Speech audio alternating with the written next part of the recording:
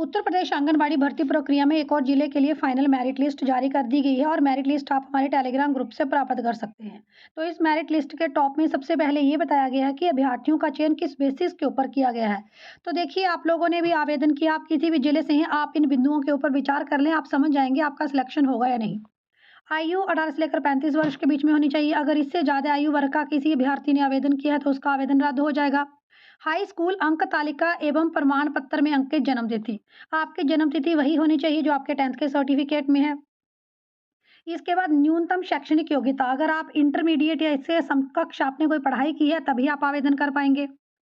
इसके बाद देखिए, मोस्ट इंपॉर्टेंट थिंग है बीपीएल। सबसे पहले बीपीएल वालों को प्रेफरेंस दी जाएगी। बीपीएल विधवा, अगर कोई बीपीएल भी है और विधवा भी है तो पहले उसको प्रायोरिटी मिलेगी। फिर बीपीएल तलाकशुदा या परित्यक्ता और उसके बाद बीपीएल में अन्य, यानी 2-3 कैंडिडेट या मान लिया ज़्यादा कैंडिडेट ने यहाँ पर आवेदन किया, प्रेफरेंस उसको मिलेगी जो बीपीएल में है।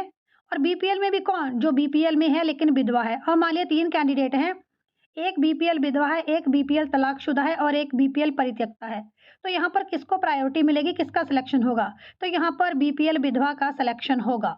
तो यहाँ पर सीधे तौर पर ये स्पष्ट किया गया है कि बीपीएल कैंडिडेट्स को चयन करने के लिए यहाँ पर पहले नामित किया गया है।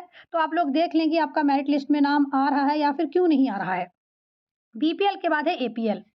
मान लिया एक आंगनवाड़ी केंद्र में 10 लोगों ने आवेदन किया, वहाँ पर बीपीएल का कोई कैंडिडेट नहीं था। तो ऐसी स्थिति में एपीएल वालों को देखा जाएगा। अब एपीएल में भी ये देखा जाएगा कि एपीएल विधवा, एपीएल तलाकशुदा, परित्यक्ता या एपीएल में कोई अन्य।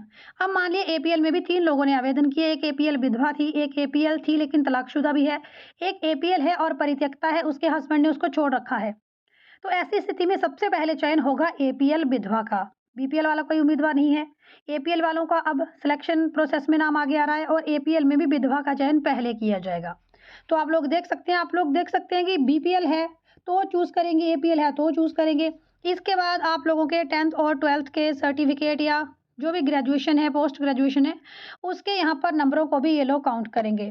तो यहाँ पर 10th में ज़्यादा मार्क्स हैं तो उसको ज़्यादा नंबर मिलेंगे, 12th में ज़्यादा मार्क्स हैं तो उसको ज़्यादा नंबर मिलेंगे। तो यहाँ पर एक ओवरऑल मेरिट भी यहाँ पर तैयार की जाएगी। अब आगे देखिए, मोस्ट इम्पोर्टेंट थिंग जो इन्होंने मेंशन की है, आय प्रमाण पत्र। आय प्रमाण पत्र आप लोगों का बहुत पुराना नहीं होना चाहिए। आय प्रमाण पत्र 15 सितंबर 2023 से पूर्व और 14 अप्रैल 2024 के बाद का ना हो। तो आप लोग देख लें जो आय प्रमाण पत्र आपने सबमिट किया है वो फ्रेश है या नहीं। अगर आपने बहुत पुराना आय प्रमाण पत्र लगा दिया है तो ऐसी स्थिति में भी आपके चांस ऑफ सिलेक्शन लगभग 9 के बराबर है, क्योंकि यहाँ पर इनको फ्रेश नया 6 महीने में बना ही 6 महीने के पीरियड में बना हुआ इनको जो है वो आय प्रमाण पत्र चाहिए था। तो देखिए, यहाँ पर आप ईडब्ल्यूएस और बाकी अन्य सर्टिफिकेट भी यहाँ पर अटैच कर सकते हैं। आप लोग जैसे ईडब्ल्यूएस में है, आपकी फैमिली इनकम बहुत कम है तो उस संबंध में यहाँ पर जो है अन्य क्राइटेरिया भी दिया गया है। तो आप लोग देख लें कि आप लोगों का सिलेक्शन हुआ है क्यों नहीं हुआ है। आपको यहाँ पर ऑफिशियल लेटर के माध्यम से ये पता चल गया होगा कि सिलेक्शन आपका क्यों हुआ है या क्यों नहीं हुआ है। बाकी ऑफिशियल नोटिफिकेशन में आगे लिखा गया है, यही बातें आगे लिखी गई हैं जो बातें ऊपर लिखी गई थी। अब सीधा पहुँच जाते हैं मेरिट लिस्ट के ऊपर। मेरिट लिस्ट में आप लोग देखेंगे तो मऊ जिला के लिए ऑफिशियल मेरिट लिस्ट जारी कर दी गई है और यहाँ 2-2 अभ्यर्थियों का डाटा दिया गया है।